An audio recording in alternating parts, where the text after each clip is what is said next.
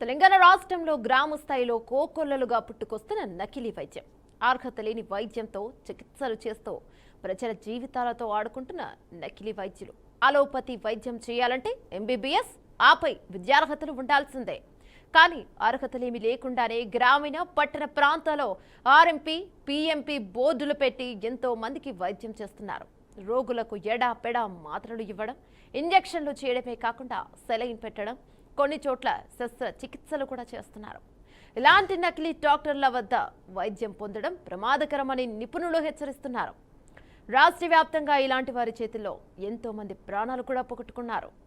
ఎప్పటికప్పుడు స్పందించి అధికారులు చర్యలు తీసుకుంటున్నా ఇంకా ఎందుకు నకిలీ వైద్యులు పుట్టుకొస్తున్నారు? నకిలీ వైద్యుల బారి నుండి ప్రజలను రక్షించుకోవడం ఎలా?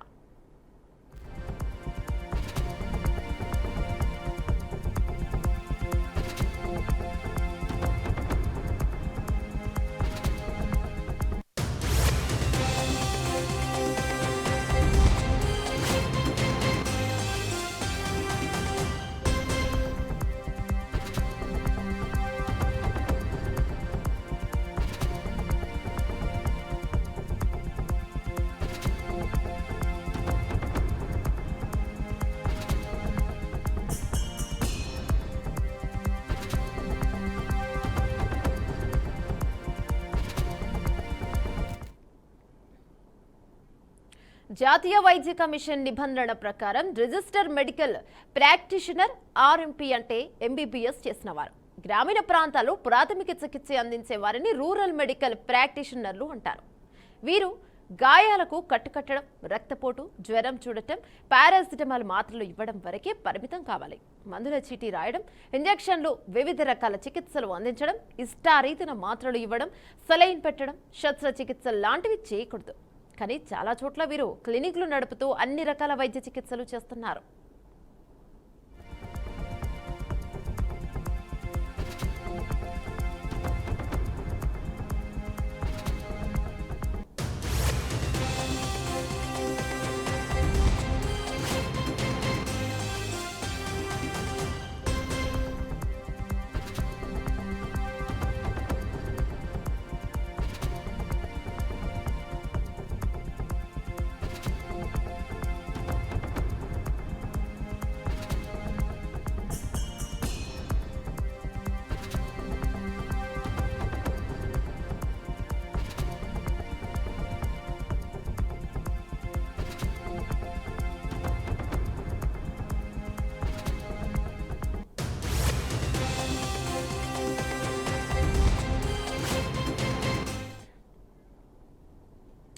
నకిలీ వైద్యులు ఇష్టారీతిన యాంటీబయోటిక్స్, స్టెరాయిడ్స్ ఇస్తున్నారు.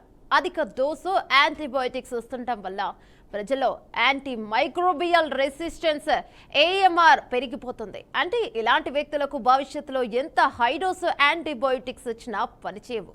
వారి శరీరంలోని బ్యాక్టీరియాకు మందులను తట్టుకునే శక్తి పెరిగి వ్యాధులు నయం కాకుండా మిగిలిపోతాయి.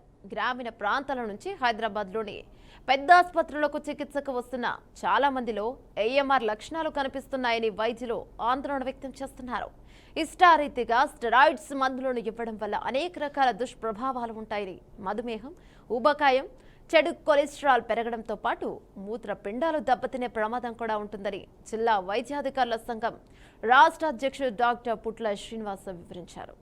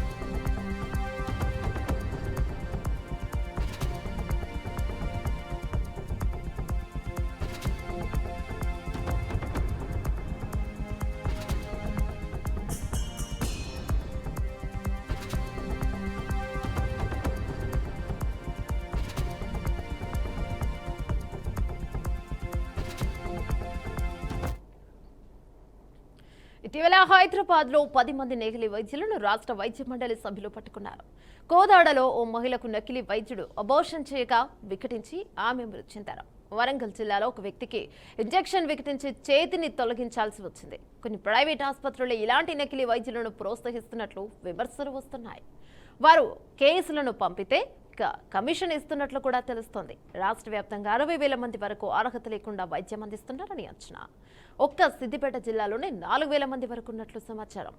ఎంబీబీఎస్ చేయని వారు ఎలాంటి చికిత్సలు చేయడానికి అర్హతలు కాదు. ఇక రూరల్ మెడికల్ ప్రాక్టీషనర్లు కేవలం ప్రాథమిక చికిత్స వరకే పరిమితం అవ్వాలని తెలంగాణ రాష్ట్ర వైద్య మండలి సూచించారు. ఎవరైనా వైద్యం చేస్తే చట్టారీత్యా నేరమని, అలాంటి వారిపై కేసులు నమోదు చేస్తామని హెచ్చరిస్తున్నారు. ప్రత్యేక టాస్క్ ఫోర్స్ బృందాలతో దాడులు చేస్తూ గత ఏడాది కాలంగా 350 మందికి పైగా కేసులు నమోదు చేసినట్లు వెల్లడించారు. అయినా బాధ్యతగా ఏ ఒక్క అర్హత లేని వైద్యుడు వైద్యం చేయకుండా ఆగిపోలేదు.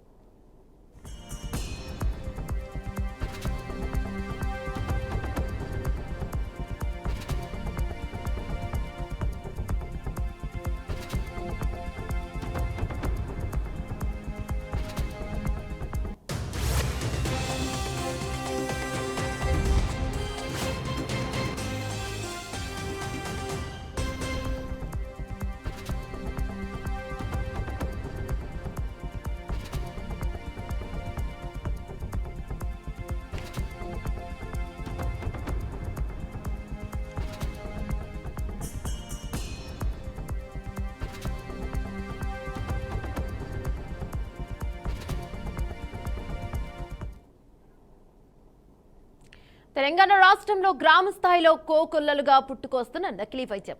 అర్హత లేని వైద్యంతో చికిత్సలు చేస్తూ ప్రజల జీవితాలతో ఆడుకుంటున్న నకిలీ వైద్యులు. అలోపతి వైద్యం చేయాలంటే ఎంబీబీఎస్ ఆపై విద్యార్హతలు ఉండాల్సిందే. కానీ అర్హతలేమీ లేకుండానే గ్రామీణ పట్టణ ప్రాంతాల్లో ఆర్ఎంపీ, పీఎంపీ బోర్డులు పెట్టి ఎంతో మందికి వైద్యం చేస్తున్నారు. రోగులకు ఎడాపెడా మాత్రలు ఇవ్వడం, ఇంజెక్షన్లు చేయడమే కాకుండా సెలైన్ పెట్టడం, కొన్ని చోట్ల శస్త్రచికిత్సలు కూడా చేస్తున్నారు. ఇలాంటి నకిలీ డాక్టర్ల వైద్యం పొందడం ప్రమాదకరమని నిపుణులు హెచ్చరిస్తున్నారు. ఇక ఇదే అంశంపై మనతో పాటు అనలిస్ట్ బండారు రామ్మోహన్ గారు జాయిన్ అవుతారు. రైట్ సార్, నమస్తే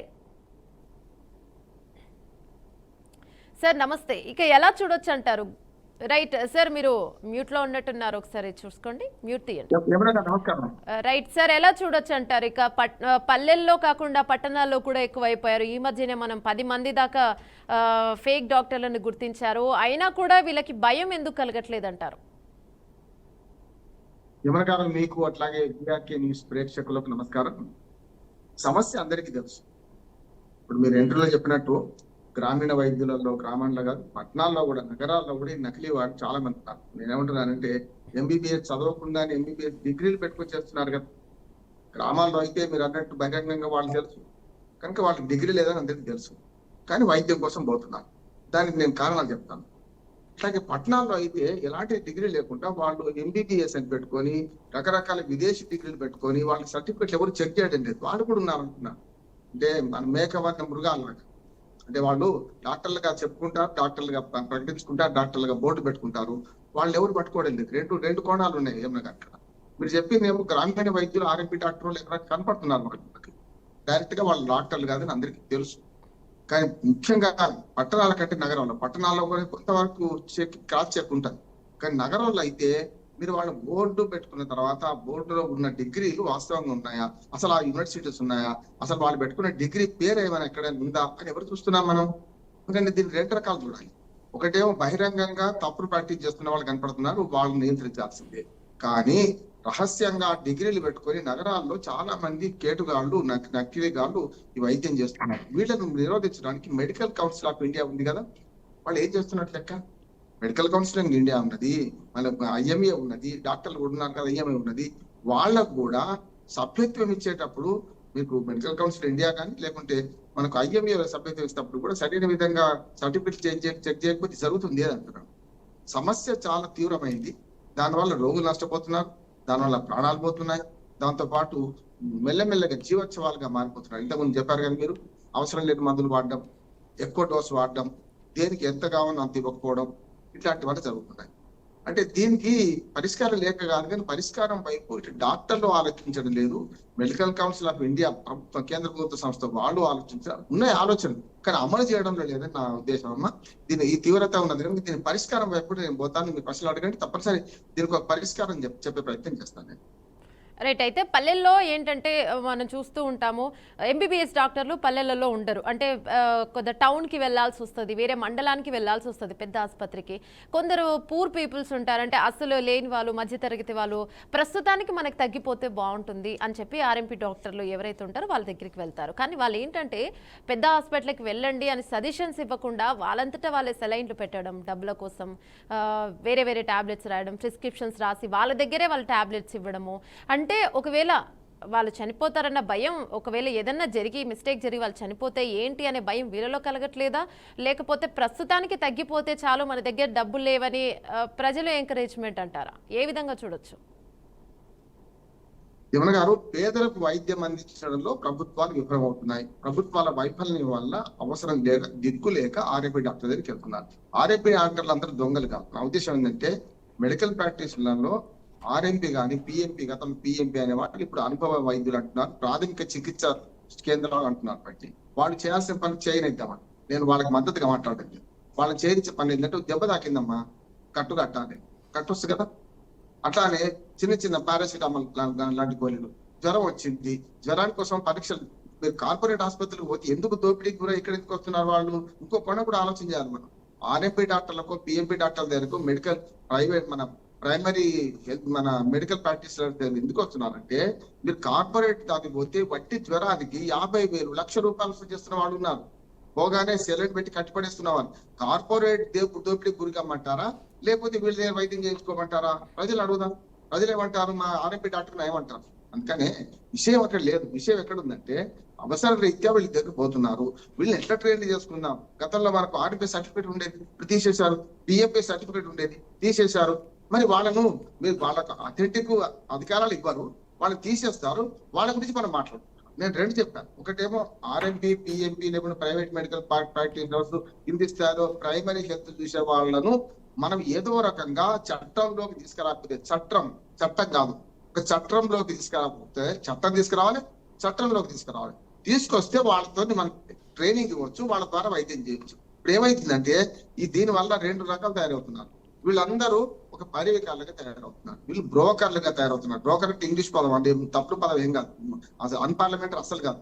బ్రోకర్ గా తయారైపోయి చిన్న చిన్న జబ్బులకు కూడా కార్పొరేట్ ఆసుపత్రులు తీసుకెళ్లే మధ్య దళారీలుగా మారుతున్నారు వీళ్ళు. ఒక మాట చెప్తాను, ఒక మంచిర్యాల, నేను ఉదాహరణ ఏం చెప్తున్నానంటే బాగా ఫోకస్ అని చెప్తున్నాను. మంచిర్యాలలో గర్భసంచి తీసేయడంలో చాలా పెద్ద ఎత్తున ఆసుపత్రులు కుట్ర పని పెద్ద ఎత్తున చేసినాయి.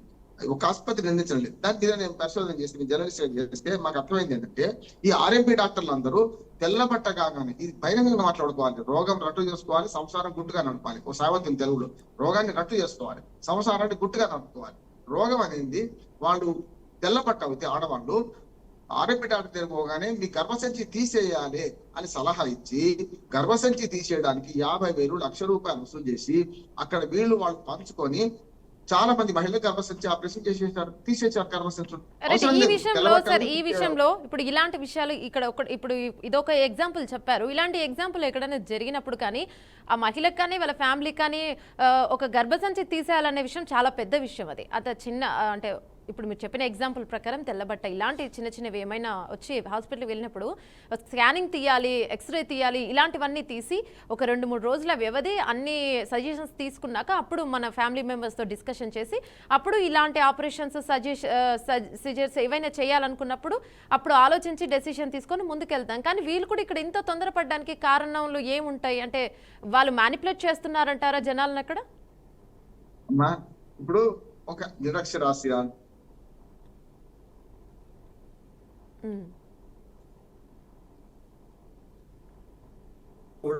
సామాజిక అవగాహన ఉండదు. వీళ్ళందరూ కూడా ఏం చేస్తున్నారంటే ఎవరో డాక్టర్, ఆర్ఎంపీ కావచ్చు, ఏ డాక్టర్ దగ్గర పోతున్నారు. వీళ్ళకి వాళ్ళ కమిషన్ ఉన్నప్పుడు వీళ్ళు ఏం చేస్తున్నారు? మీరు అన్ని చేస్తున్నారు. ఏమన్నా గారు మీరు అన్న పరీక్షలన్నీ చేస్తారు, వాటి అన్ని డబ్బులు వసూలు చేస్తారు. తర్వాత ఆపరేషన్ చేసేస్తున్నారు, నిక్షేపంగా ఉన్న గర్భసంచి తొలగిస్తున్నారు.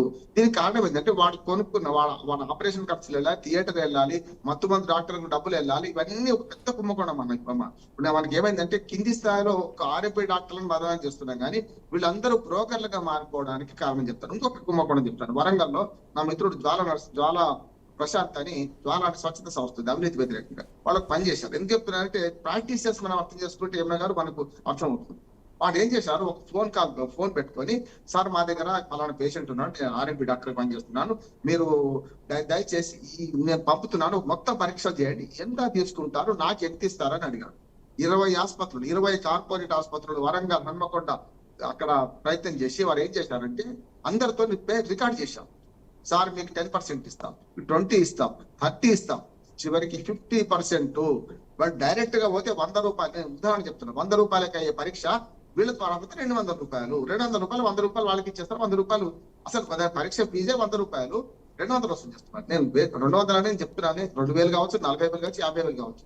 కొన్ని పరీక్షలకు ఈ ఎవరైతే డయాగ్నోస్ సెంటర్స్ ఉన్నాయో వీళ్ళందరూ కూడా రోగ నిర్ధారణ పరీక్ష చేయడానికి, అవసరమైన పరీక్షలు చేయడానికి ఉన్న సెంటర్లలో ఈ దందా నడుస్తున్నది. దీని మీద పెద్ద వీడియోలు ఉన్నాయి, చూస్తే వరంగల్లో నా మిత్రుడు చేసిన మొత్తం పరీక్షలను వీడియో పెట్టాడు. అంటే మొత్తం వాళ్ళ సంభాషణ వీళ్ళ సంభాషణ, ఇంత ఇస్తాం ఇంత ఇవ్వలేదని.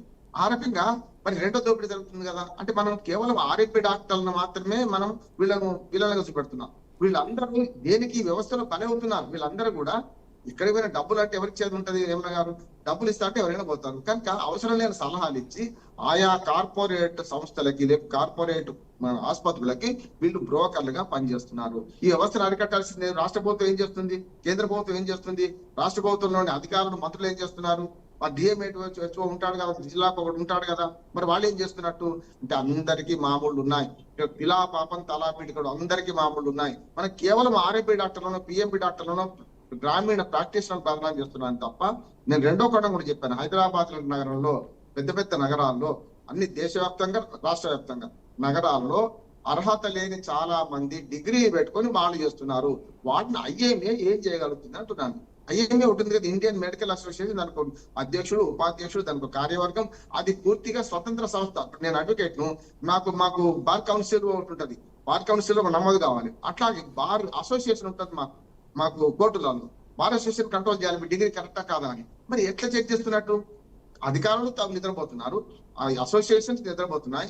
మనం ఎవరిని బదనం చేస్తున్నాం, తీసుకొచ్చి ఆర్ఎంపీ డాక్టర్ను, గ్రామీణ వైద్యం చేస్తున్నాం. కనుక పరిష్కారం ఇక్కడ లేదు. సమస్య వర్ణన అందరికి తెలుసు, సమస్య అందరికి తెలుసు. దీనికి కారణాలు ఏమో ఆలోచించి మూలాలు వెతికి మూలాలకు పరిష్కారం చూపించినప్పుడు మాత్రమే సాధ్యమవుతుంది. రైట్. అయితే ఇక్కడ ఇంకొకటి తీసుకోవచ్చు. ఇందాక మీరు అన్నారు అందరికీ లంచాలు ఉన్నాయి, మామూళ్ళు ఉన్నాయి, కాబట్టే అందరూ ఇలా నడుస్తుంది ఈ వ్యవస్థ అన్నారు. ఇంకొకటి ప్రభుత్వ ఆసుపత్రుల గురించి దీనికి ఒక లింక్ ఉందనే చెప్పుకోవచ్చా? ఎందుకంటే ప్రభుత్వ ఆసుపత్రులు పెద్ద పెద్ద ఆసుపత్రులు ఉంటాయి, ఎక్కువ డబ్బులు లక్షలు చెల్లించాలి. కొందరైతే చనిపోయాక కూడా మీరు డబ్బులు చెల్లిస్తేనే బాడీని ఇస్తాము అనేంత హాస్పిటళ్ళు ఉంటాయి.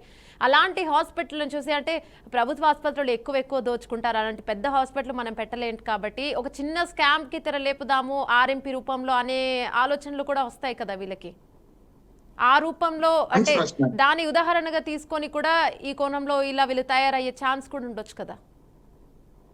మంచి ప్రశ్న. ఏమిగా మేమంటే ప్రభుత్వ వైద్యం, ప్రైవేట్ వైద్యం, ఇవాళ కార్పొరేట్ వైద్యం నడుస్తున్న క్రమంలో ప్రభుత్వమే వైఫల్యం చెందింది. నేను కార్పొరేట్ ఆసుపత్రి తీసేయాలని దుర్మార్గంగా మాట్లాడే వాళ్ళు ఉంటారు. నేను తీసేయమంటలేదు, దాని పరిష్కారం చెప్తాను. చివరి ప్రశ్నకు మీరు చివరి ప్రశ్న వేయాలి, చివరి ప్రశ్న పరిష్కారం చెప్తాను. ఇప్పుడు మీరు అంటే గవర్నమెంట్ హాస్పిటల్లో బ్రహ్మాండమైన మౌలిక వసతులు ఉన్నాయి, ఆపరేషన్ థియేటర్లు కడతారు, బ్రహ్మాండమైన బిల్డింగ్లు కడతారు, కానీ వైద్యులు ఉండరు.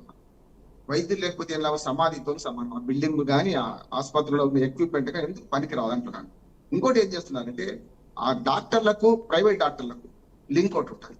ఏం చేస్తారు చెప్తా. ఒక మంది డాక్టర్ మన గవర్నమెంట్ హాస్పిటల్లో ఉన్నాను, వారు ఎప్పుడు గవర్నమెంట్ హాస్పిటల్లో ఉండడు. నేను ఒక ఉదాహరణ చెప్పాల్సిన అవసరం లేదు, 100 ఉదాహరణ చెప్తాను. వాళ్ళు ఏం చేస్తున్నారంటే ప్రైవేట్ ఆసుపత్రుల్లో ఆపరేషన్లకు ప్రోత్సహించి అక్కడ మత్తు మంది ఇస్తాము, అక్కడ మత్తు మంది డాక్టర్ లేడు, నేను వస్తున్నాను, నేనే వస్తాను, నేను ఇస్తాను చెప్తాను.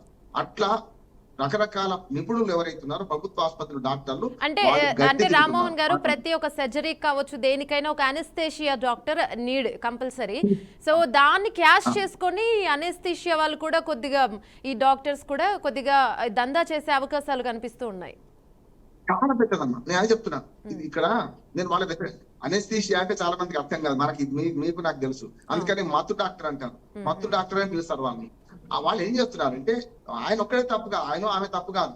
వీళ్ళు ఏం చేస్తున్నారు, ఏ సర్జరీ చేశాడు, సర్జరీ ఉంటారు కదా గవర్నమెంట్ హాస్పిటల్లో, వాళ్ళు ఏం చేస్తారు, నేను ఫలానా ప్రైవేట్ హాస్పిటల్లో నేను సర్జరీ చేస్తాను, మీరు అక్కడికి పోండి, మత్తు డాక్టర్ కూడా ఇక్కడి నుంచి వస్తారు, మేము ఇద్దరం కలిసి వస్తామని చెప్తాం. అప్పుడు ఏం చేస్తారు, తప్పనిసరి అక్కడికి పోతారు కదా. గవర్నమెంట్ హాస్పిటల్ ఫ్రీ, కానీ గవర్నమెంట్ ఆఫీస్ లో ఫ్రీ ఆపరేషన్ ఈయన చేయడు, ఆయన చేయనీయడు. రెండో చెప్తున్నాను. రెండోది ఏమైందంటే గవర్నమెంట్ ఆసుపత్రి ఎక్విప్మెంట్ ఉంటుందన్న, మీరు అన్ని రకాల ఎక్విప్మెంట్ కొంటుంది గవర్నమెంట్, కానీ ఏం చేస్తారంటే కావాలని దాన్ని చెడగొడతారు, దానికి పని చేయకుండా చేస్తారు. చేసి ఫలానా ఎక్స్రే తీయాలి, ఫుల్ స్కానింగ్ తీయాలనుకోండి, అది ఇక్కడ పని చేయదు, ఎదురుగా ఉన్న డయాగ్నోస్టిక్ సెంటర్కి కొండి అంటారు. వీళ్ళే చెప్తారు, వీళ్ళకి పొత్తుంటారు. మీరు అంతేందుకు డాక్టర్లు అందరూ అంగీకరించేది ఏంటంటే వాళ్ళందరూ మన మీద తెలుసు, ప్రిస్క్రిప్షన్ ఎన్ని ఎక్కువ మందులు రాస్తే అంత మంచి డాక్టర్ మనం అనుకుంటున్నాం. గతంలో ఒక మాత్ర ఇస్తే తక్కువ, కానీ మాత్ర ఇంజక్షన్ ఇవ్వాలంటారు, అంటే నొప్పి కలగాలి. ఇదే అంతే, ఎక్కువ పరీక్షలు రాసిన డాక్టర్ మంచివాడు అనుకుంటున్నారు. మన ఫీలింగ్, మన పేషెంట్ల పరిస్థితి కూడా మారాలి. ఇప్పుడు ఏం చెప్తున్నారంటే ఈ డయాగ్నోసిస్ సెంటర్కి పంపడం ఒకటి, మందుల చీటీ రాస్తే ఏ డాక్టర్ రిఫర్ చేశారో ఆ డాక్టర్ కు 50% వరకు ఒక్కొక్క మందు చాలా ఖరీదు ఉంటుంది. 9,000 ఇంజక్షన్, 16,000, 90,000 ఇంజక్షన్ కూడా ఉంది. అది రాయడం వల్ల ఏమవుతుందంటే దానిలో సగం దాకా ఈ డాక్టర్లకు వస్తుంది. 10% నుంచి మొదలుకొని ధర్మలంచం 10% కమిషన్ ఇట్లా వస్తుంది. కనుక ఏం చేస్తారు వీళ్ళు, మంచి డాక్టర్లను కూడా చెడగొడుతున్నారు వీళ్ళు. మీకు ఇంత కమిషన్ ఇస్తామని చెప్పారు. ఒకటేమో పరీక్షలు రాయడం, రెండోదేమో మందులు కొనించడం, మూడోది వాళ్ళ సర్వనాశనం చేసి బట్ట పిండేసి వాడిని ఆర్థికంగా లేకుండా చేయడం. అప్పుడు ఏం చేస్తారు పేద ప్రజలు, ఖచ్చితంగా ఆర్ఎంపీ డాక్టర్లు వీళ్ళు ఆశ్రయిస్తారు. వీళ్ళు కూడా అదే పైన చేస్తున్నారు కనుక మళ్ళీ అక్కడికి తీసుకెళ్తారు. అంటే గొర్రె కషాయ వాడిని అమ్మినట్టు ప్రజలు, సామాన్య ప్రజలు, పేద ప్రజలు తమ గ్రామంలో ఉన్న దగ్గర వాడిని అమ్మితే ఆ దగ్గర వాడిని మోసం చేసి పైకి తీసుకెళ్లి అక్కడ దోపిడీ గురి చేస్తున్నాడు. దోపిడీ వీడు గురవుతాడు, వీళ్ళిద్దరు కలిసి పంచుకుంటాడు. అందుకనే మెల్లమెల్లగా వైద్య వ్యవస్థ మీద వైద్యో నారాయణో హరి అనేవాడు. ఇవాళ వైద్యో నారాయణో హరి అంటే చచ్చిపోవడం, ఇంకోటి ఏం లేదు.